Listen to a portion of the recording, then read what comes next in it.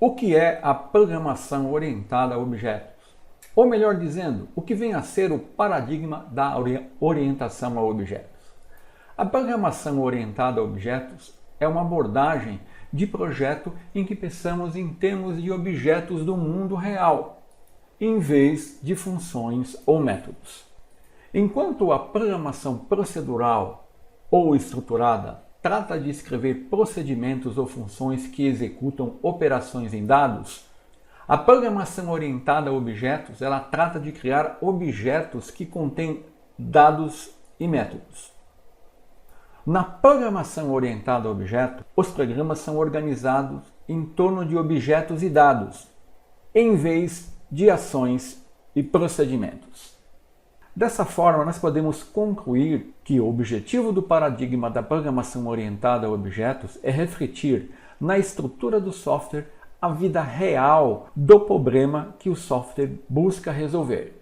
E quais são os princípios básicos da programação orientada a objeto? Na programação orientada a objeto, temos 4 principais princípios básicos, que são o encapsulamento, que vai permitir ocultar a implementação de uma classe do mundo externo, a herança, que permite herdar atributos e comportamentos de uma classe, o polimorfismo, que permite que um objeto se comporte de formas diferentes, e a abstração, que é o processo de identificação dos objetos e seus relacionamentos. Mas quais são as vantagens da programação orientada a objeto? A programação orientada a objetos tem várias vantagens sobre a programação procedural.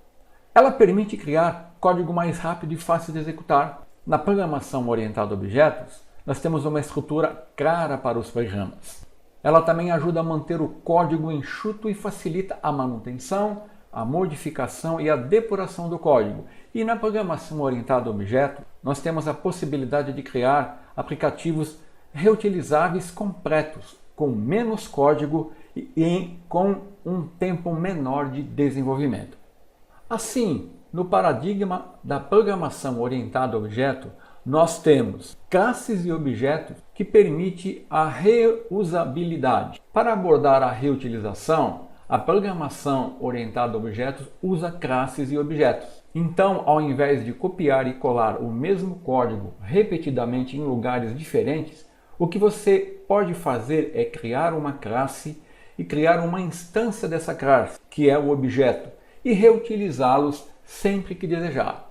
Na programação orientada a objetos, nós temos também a herança, a composição e a agregação, que nos leva à extensibilidade. Suponha que você tenha uma função e deseja estendê-la com alguns novos recursos usando a programação estruturada ou funcional.